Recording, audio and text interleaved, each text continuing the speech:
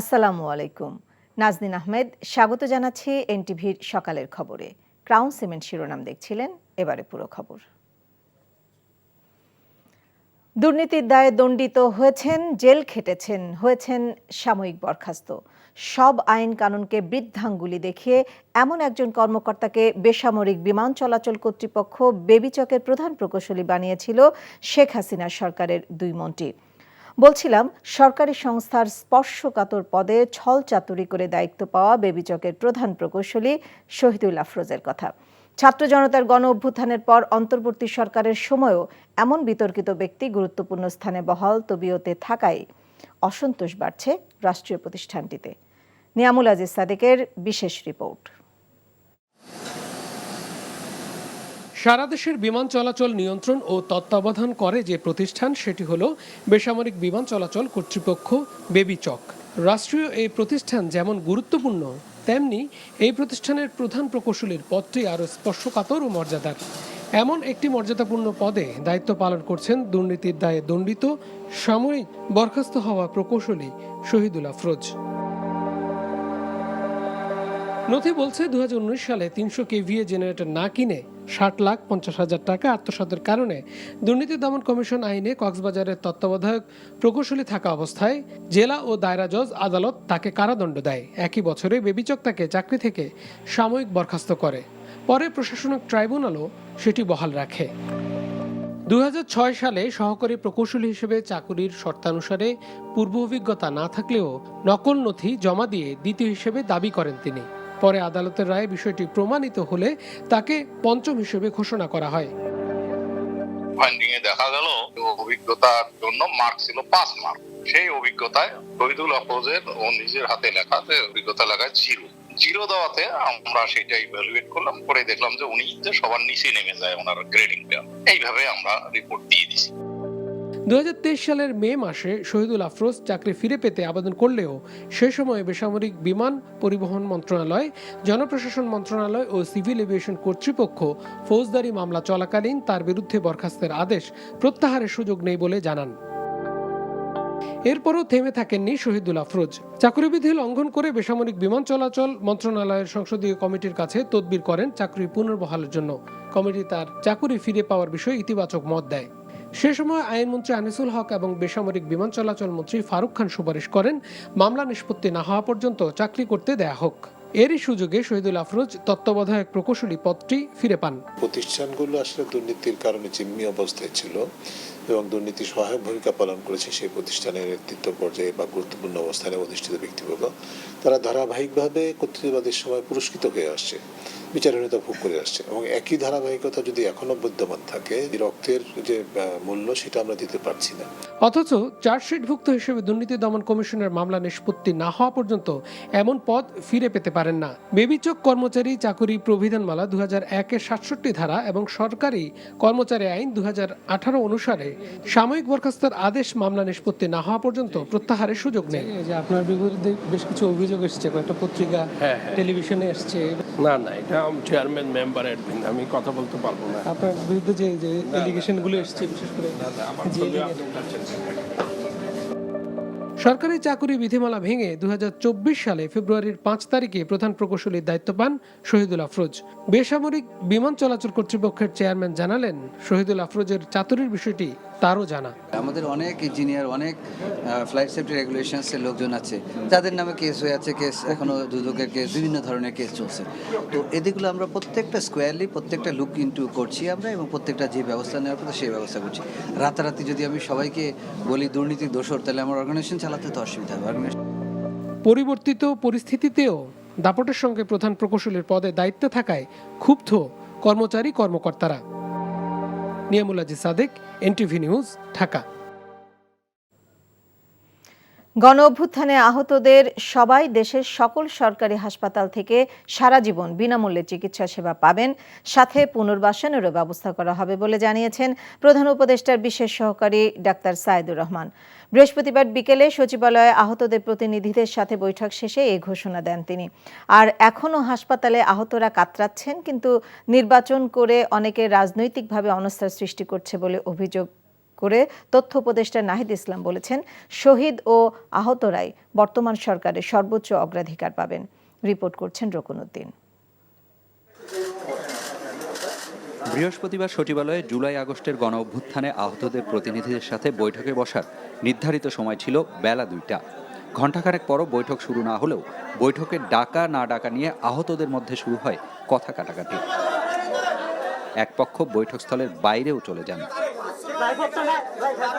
তাকে তো আমরা চিনি না, সে নিজেকে সমন্বয়ক দাবি করে আয়শা। আচ্ছা ভাই, আপনারা চলে যাচ্ছেন কেন? আমরা যাচ্ছি না তো, আমরা এখানে আসছি, ওরা বের হয়ে যাবে, তারপর আমরা ঢুকবো। প্রতিটা মানুষ সমন্বয়ক, যারা সবাই সমন্বয়ক, সবাই সবার জায়গাতে করেন যেন আমাদের আহতদের শহীদ পরিবারের যেন উপকার হয়। এ সময় বৈষম্য বিরোধী ছাত্র আন্দোলনের সমন্বয়কদের পক্ষ থেকে তাদের বোঝানোর চেষ্টা করা হয়।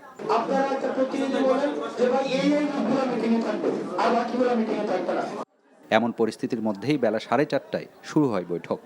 এ সময় চিকিৎসায় গুরুত্ব কম দেয়া হচ্ছে ও খোঁজ নেওয়া হচ্ছে না বলে অভিযোগ করেন আহতদের অনেকে। প্রায় 1.5 ঘন্টা আলোচনার পর বেশ কিছু সিদ্ধান্ত নেওয়া হয়। এতদিন ব্যক্তিগতভাবে যত খরচ হয়েছে তার তথ্য দিলে আহতদের ফেরত দেওয়া হবে বলে জানানো হয়। এছাড়া আহতদের সবাইকে একটি ইউনিক আইডি কার্ড দেবার পাশাপাশি অভিযোগ জানাতে 17ই নভেম্বরের মধ্যে তথ্য কেন্দ্র চালু করা হবে বলেও জানান ডক্টর সাইদুর রহমান। চিকিৎসার ক্ষেত্রে উনি দেশের সকল সরকারি প্রতিষ্ঠান থেকে সারা জীবন বিনামূল্যে চিকিৎসা পাবেন। আগামী ডিসেম্বরের মধ্যে এগুলো দৃশ্যমান হবে, সবগুলো যেগুলো স্বল্প মেয়াদী সেগুলো দ্রুত দৃশ্যমান হবে, যেগুলো দীর্ঘমেয়াদী হয়তো দীর্ঘ সময় যাবত চলবে। এই বিষয়ে যে কোনো গাফিলতিকে একেবারে কোনোভাবেই সহ্য করা হবে না। আপনাদের চিকিৎসা সেবা, আপনাদের সেবা প্রাপ্তি, আপনাদের অর্থলাভ সকল ক্ষেত্রে যে কোনো ধরনের গাফিলতির অভিযোগকে সর্বোচ্চ গুরুত্ব দিয়ে রাষ্ট্র বিবেচনা করবে এবং এইটার সঙ্গে অভিযুক্ত ব্যক্তিদের সর্বোচ্চ শাস্তির বন্দোবস্ত করবে। বুধবার পঙ্গু হাসপাতালে ঘটে যাওয়া বিশেষ পরিস্থিতির কারণে সচিবালয়ে বৈঠকে বসতে হলেও অভ্যুত্থানে শহীদ ও আহতরা অন্তর্বর্তী সরকারের কাছে সর্বোচ্চ অগ্রাধিকার বলে জানান তথ্য ও সম্প্রচার উপদেষ্টা। যখন নির্বাচন বলে বারবার রাজনৈতিক আলাপ আনা হয়, এটা সকলের ভিতরে এক ধরনের অনাস্থা তৈরি করতেছে যে আমাদের এখনো আহতরা বেডে পড়ে আছে, এখনো শহীদ পরিবাররা হচ্ছে তাদের আজকে পর্যন্ত শহীদ হচ্ছে। তো এরকম সময় যখন আমাদের পুরো জাতীয় পরিসরে আলাপ আলোচনা থাকা উচিত ছিল এই শহীদ পরিবার, এই আহতদের নিয়ে, সেই জায়গায় দেখা যাচ্ছে যে শুধু সরকারের উপর সবাই দায় চাপিয়ে বাকিরা নির্বাচন অমুক তমুক অনেক কিছু বলার চেষ্টা করছে। তাই আমরা সকলের কাছে আহ্বান জানাবো যে আমরা যাতে পুরা ন্যাশনাল ফোকাস আমরা এই মানুষগুলোর প্রতি দেই। এ সময় 5 কর্মদিবসের মধ্যে বৈঠকে হওয়া সব সিদ্ধান্ত বাস্তবায়নের রূপরেখা লিখিতভাবে দেয়া হবে বলেও ঘোষণা দেয়া হয়। রকুনউদ্দিন, এনটিভি নিউজ, ঢাকা।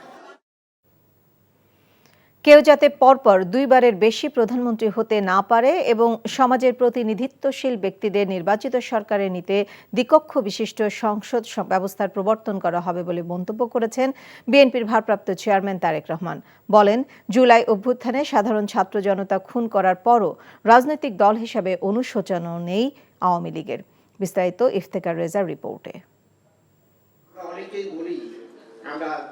রাষ্ট্র সংস্কারের 31 দফা প্রস্তাব জনগণের দোরগোড়ায় পৌঁছে দিতে চায় বিএনপি। সেই লক্ষ্যে রাজধানীর একটি হোটেলে সেমিনারের আয়োজন করে দলটি। বিএনপির শীর্ষ নেতাদের উপস্থিতিতে সেমিনারে সভাপতিত্ব করেন দলের মহাসচিব। এর সাথে যুগপৎ আন্দোলনে অংশগ্রহণকারী দলগুলো সহ সমমনা বিভিন্ন দলের নেতারা আলোচনায় অংশগ্রহণ করে।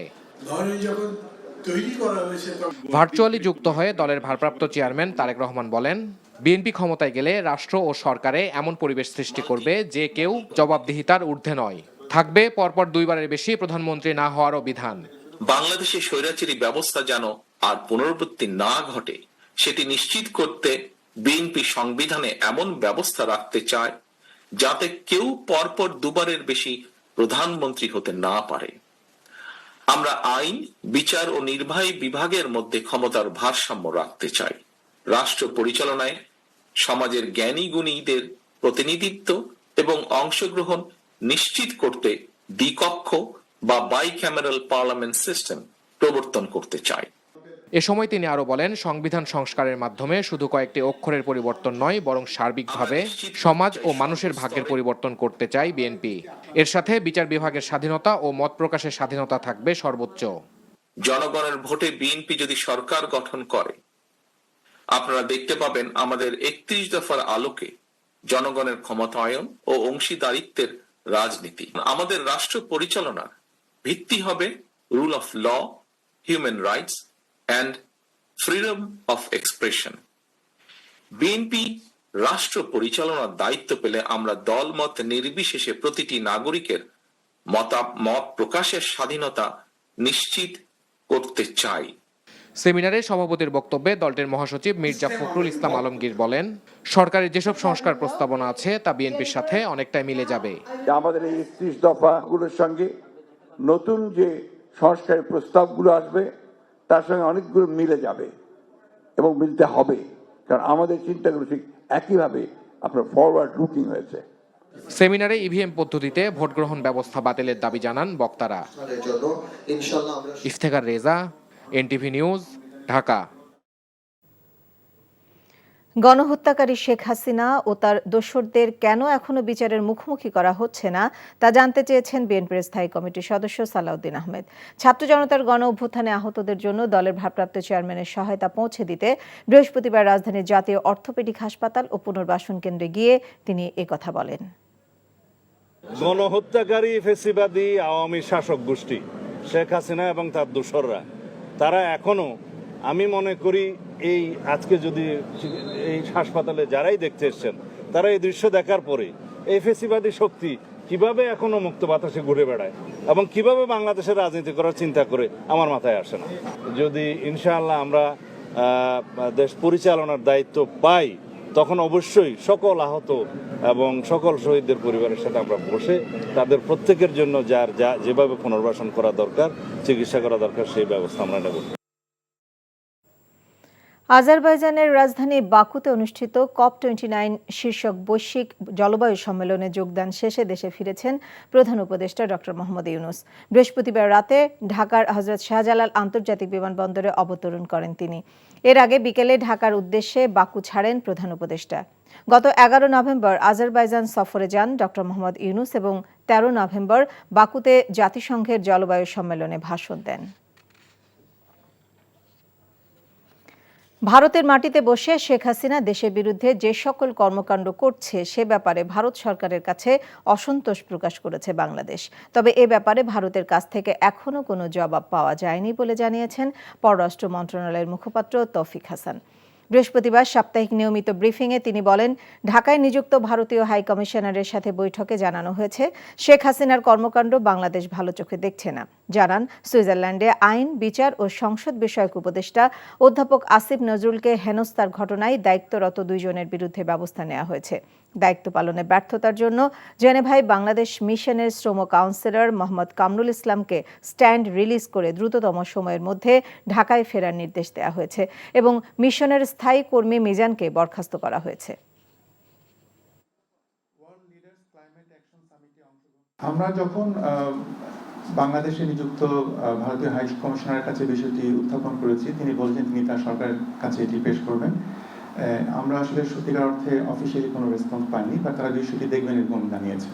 আগে দেখা যেত যে আমাদের যারা রিটায়ারমেন্টে যাচ্ছেন তাদের একটা এক্সটেনশনের একটা বিষয় ছিল চাকরির, তো সেটা কিন্তু এই মুহূর্তে আর করা হচ্ছে না। আপনারা জানেন ডিসেম্বরে প্রায় 7-8 জন রাষ্ট্রদূতের শেষ হয়ে যাচ্ছে এবং তাদের কিন্তু এক্সটেনশন হচ্ছে না। এটা আমার মনে হয় একটা সংস্কারের একটা অংশ হিসেবে আপনারা দেখতে পারেন। জাতীয় পার্টির প্রেসিডেন্ট সদস্য ও বরিশাল 3 আসনের সাবেক সংসদ সদস্য গোলাম কিবরিয়া টিপুকে গ্রেপ্তার করেছে পুলিশ। দক্ষিণ কেরানীগঞ্জ থানার ভারপ্রাপ্ত কর্মকর্তা মাজহারুল ইসলাম এই তথ্য নিশ্চিত করেছেন। তিনি জানান, হাতিরঝিল থানার এক মামলায় গোলাম কিবরিয়া টিপুকে গ্রেপ্তার করা হয়েছে। তাকে হাতিরঝিল থানায় হস্তান্তর প্রক্রিয়া চলছে বলে জানিয়েছে পুলিশের এই কর্মকর্তা। বৃহস্পতিবার সন্ধ্যায় দক্ষিণ কেরানীগঞ্জের বীর বাঘৈর এলাকার স্থানীয় লোকজন গোলাম কিবরিয়া টিপুকে আটক করে পুলিশের কাছে সোপর্দ করে। আইন করে কুইক রেন্টাল দায়মুক্তি দেয়া এবং ক্রয় সংক্রান্ত বিষয়ে মন্ত্রীকে একক ক্ষমতা দেয়া ছিল সংবিধান পরিপন্থী বলে রায় দিয়েছে হাইকোর্ট। বৃহস্পতিবার সকালে বিচারপতি ফারাহ মাহবুব ও দেবাশিস রায় চৌধুরীর হাইকোর্ট বেঞ্চ এ রায় দেন। এ সময় সারা দেশে বন্ধ বিদ্যুৎ কেন্দ্র সহ সকল বিদ্যুৎ কেন্দ্র পূর্ণরূপে চালু করতে সরকারকে নির্দেশ দেওয়া হয়। তামজিদ সুমনের রিপোর্ট। কুইক রেন্টাল নিয়ে প্রশ্ন বহুদিনের। কারো মতে এটা কিছু মানুষকে লাভবান করার জন্য, আবার কেউ বলেছেন লুটপাটের প্রকল্প এই কুইক রেন্টাল। সিপিডির গবেষণায় উঠে এসেছে গত 15 বছরে এই বিদ্যুৎ কেন্দ্রগুলোতে 9-6 হয়েছে 1 লক্ষ কোটি টাকারও বেশি। অথচ এ নিয়ে কোনো প্রশ্ন তোলা যাবে না এমন আইন করে আওয়ামী লীগ সরকার। 5ই আগস্ট শেখ হাসিনা পালিয়ে যাওয়ার পর কুইক রেন্টালের দায় মুক্তির বৈধতা চ্যালেঞ্জ করে রিট করা হয়। বৃহস্পতিবার দেয়া রায়ে হাইকোর্ট বলেন, দায় মুক্তি দেয়া এবং ক্রয় সংক্রান্ত বিষয়ে মন্ত্রীকে একক ক্ষমতা দেওয়াটা ছিল সংবিধান পরিপন্থী। যে বিদ্যুৎ কেন্দ্রের চুক্তি হচ্ছে, এই চুক্তির ব্যাপারে কোনো আদালতে প্রশ্ন করা যাবে না, মামলা তোলা যাবে না, চ্যালেঞ্জ করা যাবে না। অর্থাৎ আদালতের এখতিয়ারকে এই আইন বহিষ্কার করেছিল। এটা তো হতে পারে না। আদালতের এখতিয়ার, আদালতে আপনি যেতে পারবেন না, এটা কোনো এই ইনডেমনিটি কোনো আইন করে দিতে পারে না। তো এই জন্য আদালত বলেছে যে 9 ধারা যেটা আদালতের এখতিয়ার রহিত করেছে, এই ধরনের কোনো আইন সংবিধানের অধীনে হতে পারে না। তার সাথে আদালত এটাও বলেছেন, ব্যক্তিগত উদ্যোগে যে চুক্তিগুলি হয়েছে ওইগুলি সরকার পুনর্মূল্যায়ন করতে পারবে, যাদের সাথে চুক্তি হয়েছে তাদের সাথে নেগোশিয়েট করতে পারবে। শাহদিন মালিক বলেন, লুটপাটকে বৈধতা দিতেই এই আইনটি করেছিল আওয়ামী লীগ সরকার। অসীম ক্ষমতা এক ব্যক্তিকে দেওয়া হয়েছে, এইটা একটা প্রজাতন্ত্রে হতে পারে না। 100 মেগাওয়াটের বিদ্যুৎ কেন্দ্র সে 20 মেগাওয়াট সাপ্লাই দিচ্ছে, কিন্তু 100 মেগাওয়াটেরই টাকা পাবে। অর্থাৎ এইটা আসলে এটা লুটপাটের বিশেষ বিধান আইন হয়ে গেছে। তো ওই জন্যই আদালত এই 6(2)কে অসাংবিধানিক ঘোষণা করেছেন। অভিযোগ আছে সারা বছর বসিয়ে রেখে ক্যাপাসিটি চার্জের মাধ্যমে প্রতি বছর হাজার হাজার কোটি টাকা দেয়া হতো কুইক রেন্টাল বিদ্যুৎ কেন্দ্রগুলোকে, যার অধিকাংশই বিদেশে পাচার করা হতো। Tamjid Suman, NTV news, Dhaka. অনুষ্ঠিত হয়েছে এনটিভির জনপ্রিয় ইসলামী রিয়েলিটি শো পিএইচপি কোরআনের আলো 2025 আসরের ঢাকা জেলার বাছাই পর্ব।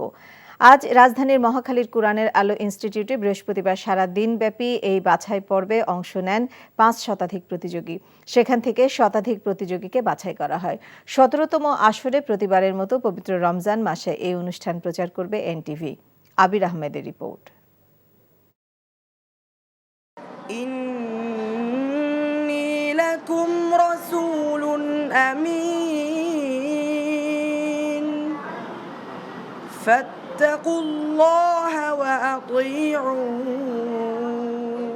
কোরআনের আলো ছড়িয়ে দিতে সারা দেশ থেকে হাফেজদের তুলে আনে এই প্ল্যাটফর্ম।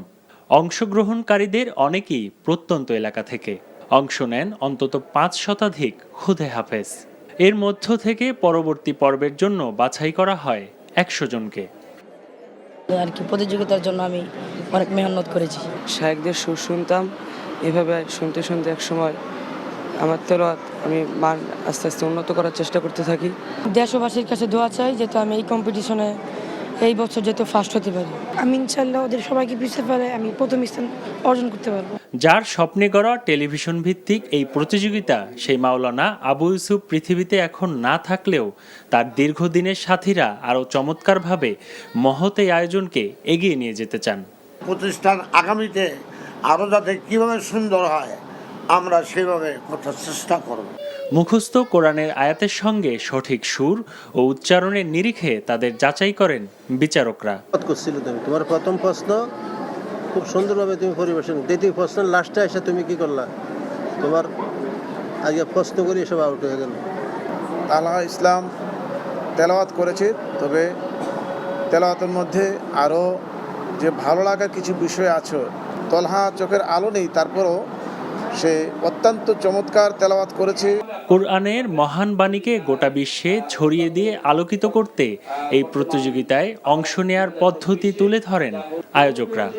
আপনাদের সহযোগিতায়, এই যোগ্য সম্মানিত বিচারক মণ্ডলীদের সহযোগিতায় গোটা পৃথিবীর মধ্যে ইনশাআল্লাহ ছড়িয়ে দেওয়ার যে দৃঢ়প্রত্যয় গ্রহণ করেছি, ইনশাআল্লাহ আল্লাহ তাআলার পক্ষ থেকে সাহায্য আসবে।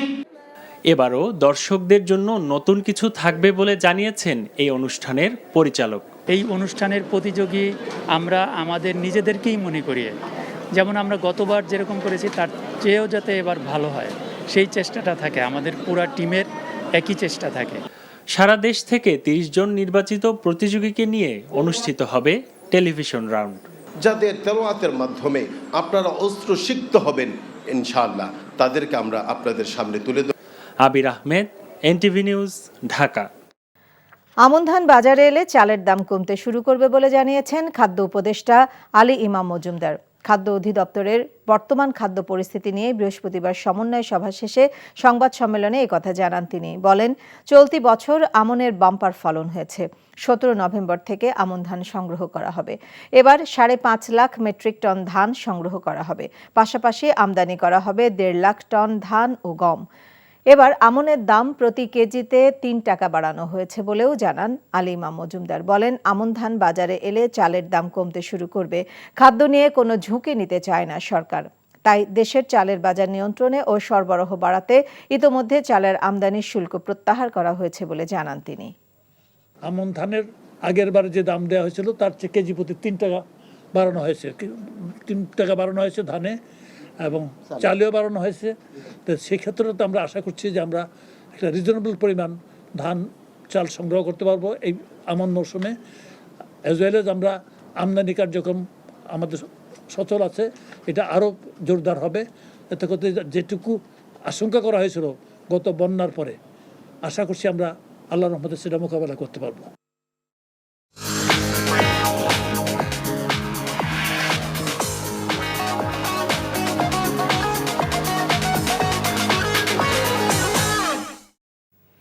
নগদ নিবেদিত অর্থনীতির খবর। বিগত আওয়ামী লীগ সরকারের আমলে 2 লাখ কোটি টাকার বেশি পাচার হওয়ায় দেশের বেশ কিছু ব্যাংক আর্থিক সংকটে পড়েছে। বিদেশে পাচার হওয়া এসব অর্থ ফেরাতে সংশ্লিষ্ট ব্যাংকগুলোর সঙ্গে বৈঠক করেছে বিশ্ব ব্যাংক ও বাংলাদেশ ব্যাংকের গভর্নর। বৃহস্পতিবার বিকেলে কেন্দ্রীয় ব্যাংকে এই বৈঠক অনুষ্ঠিত হয়। বৈঠক শেষে ন্যাশনাল ব্যাংকের চেয়ারম্যান বলেন, পাচারকৃত টাকা ফিরিয়ে আনার বিষয়ে আলোচনা হয়েছে, তবে বৈঠকে তারল্য সংকট নিয়ে কোনো কথা হয়নি বলে জানান তিনি। এদিকে বাংলাদেশ ব্যাংকের মাধ্যমে সবল ব্যাংকগুলো থেকে 6,585 কোটি টাকা তারল্য সহায়তা পেয়েছে দুর্বল 7 ব্যাংক। বৃহস্পতিবার বাংলাদেশ ব্যাংকের মুখপাত্র হুসনে আরা শিখা এ তথ্য জানিয়েছেন। আজকে ওয়ার্ল্ড ব্যাংকের একটা টিম ছিল, ওই টিম ওই যারা বিদেশে টাকা নিয়ে গেছে ওইটা কিভাবে রিকভারি করবে ওটা নিয়ে কথা হয়েছে। আমাদের বাংলাদেশি ব্যাংক ট্যাঙ্ক নিয়ে কোনো কথাই হয় না। যারা বিদেশে টাকা নিয়ে গেছে সেটা কিভাবে রিকভারি করবে, আমরা কিভাবে হেল্প করব ওটার একটা মডেলিটি দিচ্ছে। অডিট করে ওই যারা যারা বাইরের টাকা নিয়ে গেছে ওদেরকে ধরার জন্য।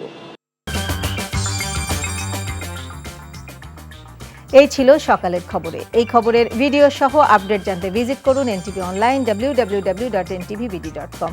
এছাড়াও এনটিভি জনপ্রিয় সব অনুষ্ঠান ও খবরের আপডেট জানতে ভিজিট করুন আমাদের ইউটিউব ও ভেরিফাইড ফেসবুক পেজ। সবাইকে ধন্যবাদ।